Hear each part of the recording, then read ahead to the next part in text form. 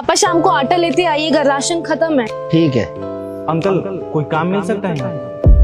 अरे बाबू काहे को मजाक कर रहे हो, जाओ अपने घर जाओ। अंकल कोई घर नहीं है मेरे पास, तभी तो काम ढूंढ रहा हूँ। कोई काम है तो आप दे दो ना, मुझे पैसे उसे नहीं चाहिए, बस अब खाने को रहने को जगह दे देना बस।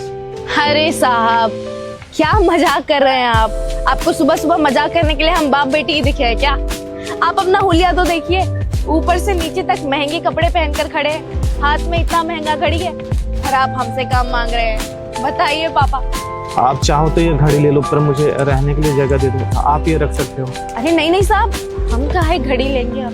पापा जी देखिए ना, बात करिए। अरे बाबू तेरे से नहीं होगा काम यहाँ पर, इन कोमल कोमल हाथों में छाले पड़ जाएंगे, समझा?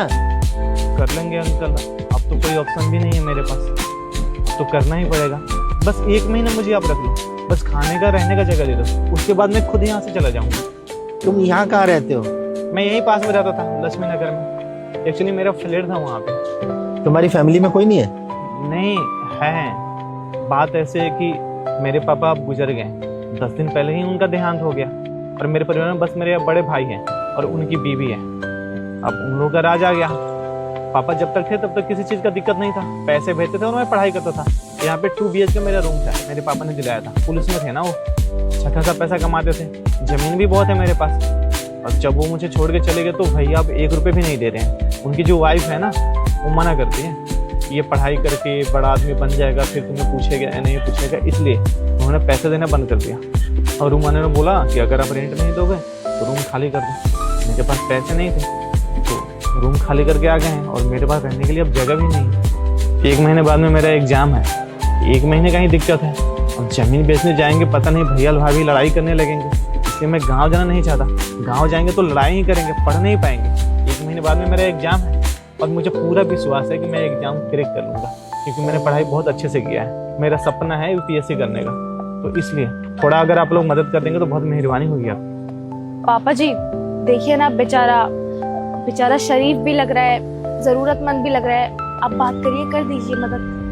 बेटा कर रहा हूँ मैं बात। देखो बाबू ऐसा है, हमारी पत्नी के देहांत के बाद ना हमारा एक बेटा भी था जो एक एक्सीडेंट में चल बसा, और वो भी पढ़ाई कर रहा था, उसका भी सपना था अफसर बनने का, पर मेरे बेटे का सपना तो पूरा हुआ नहीं। लेकिन मैं कोशिश करूंगा कि तुम्हारा सपना जरूर पूरा हो, और हमसे जो भी बन पड़ेगा ना तुम्हारे लिए बेटा, वो हम करेंगे। और बेटा 2 प्राणियों का तो इसका और मेरा खाना बनता ही है।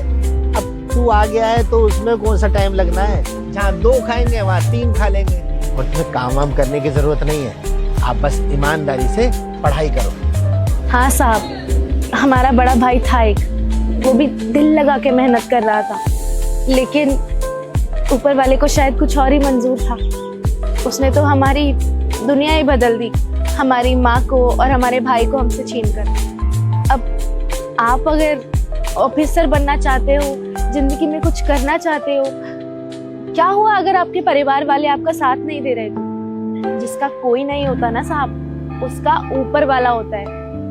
अब ये मत सोचिए कि हम आप पर एहसान कर रहे हैं, नहीं, हम बस आपकी मदद कर रहे हैं, आप पर भरोसा करके और आप में अपना भाई देखकर। आप बस दिल लगा के पढ़ना, और एक दिन अफसर जरूर बनना, और हमारी दुआएं हैं आपके साथ, आप ये एग्जाम जरूर पास कर लेंगे। मेरे पापा चाहते थे ना कि तू ऑफिसर बन, मेरे पापा का सपना था कि मैं तो पूरा जिंदगी पुलिस में गुजार दिया, तुझे IAS ऑफिसर बनना है, तो मैं उनका सपना पूरा करना चाहता हूँ, इसलिए मैं दिन रात पढ़ाई करता हूँ, मैं अपने पापा का सपना पूरा कर पाऊँ। अब पापा भी मुझे छोड़ के चले गए, वो देख भी नहीं पाए, पर मैं उनका सपना जरूर पूरा करूँगा। उनका सपना था कि उनका बेटा एक दिन कामयाब हो, तो वो चीज़ें मुझे करना है, पर ऐसे मैं रह नहीं सकता हूँ। अगर आप मेरे से कुछ लोगे नहीं, अगर काम नहीं कराओगे, तो फिर मैं आपके पास फिर बैठ के खा नहीं सकता हूँ। आपको काम तो कराना ही पड़ेगा मेरे से। मैं आपका काम भी कर दूंगा अंकल, आप जो भी बोलोगे मैं सारा काम कर दूंगा। थोड़ा टाइम आप मुझे पढ़ाई के लिए दे देना, रात में मैं पढ़ाई कर लूँगा, कोई दिक्कत नहीं। देख बेटा मेरी बात सुन, जो मेरा बेटा था जो अफसर बनना चाह रहा था, जब वो पढ़ाई करता था तो हम उससे काम थोड़ी कराते थे। बिल्कुल हम तेरे को अपना बेटा समझ के ही बोल रहे हैं कि तू सिर्फ और सिर्फ अपनी पढ़ाई पे ध्यान दे, और एक दिन आईएएस ऑफिसर बन के अपने भैया भाभी को दिखा कि हाँ, अगर तुम मेरी मदद नहीं कर रहे तो ऐसा नहीं है, ईश्वर ने जरूर कहीं ना कहीं मेरी मदद के लिए किसी व्यक्ति को भेजा हुआ है। हाँ साहब, और आप बिल्कुल परेशान मत होना। आपको यहाँ पर हम एक भी काम नहीं करने को कहेंगे। आप यहाँ पर कोई काम नहीं करेंगे। आपका 1 महीने में परीक्षा है ना, आप मन लगाकर पढ़िए, खूब पढ़िए, नाम रोशन करिए, आप अफसर बनिए। और खाने का तो बिल्कुल भी टेंशन मत लीजिएगा, हमें बहुत अच्छा खाना बनाना आता है। हम 3 टाइम आपको इतना लजीज खाना बनाकर खिलाएंगे, पर एक ही शर्त पर, आपको एग्जाम के लिए अच्छे से तैयारी करना होगा। हाँ हाँ बिल्कुल, मैं एग्जाम क्लियर कर लूँगा, पर मेरी भी एक शर्त है, जब मैं एग्जाम क्लियर कर लूँगा और मैं आईएएस ऑफिसर बन जाऊँगा, फिर भी मैं आप लोगों के साथ ही रहूँगा। तब हम कमाएंगे और आप लोग बैठ के खाइएगा। आपको ये काम नहीं करने देंगे हम, तभी हम यहाँ पे रहेंगे। बताइए, मंजूर है? अरे बेटा, जैसा तू कहेगा ना वैसा कर लियो, लेकिन अभी तू सिर्फ ईमानदारी से सिर्फ और सिर्फ पढ़ाई पे ध्यान दे, समझा? जो तेरे को करना है ना वो करियो। अगर तू कामयाब हो जाएगा ना और तूने एग्जाम क्लियर कर लिया तो हम समझ लेंगे कि तूने हमारा मेहनताना हमें दे दिया, समझा?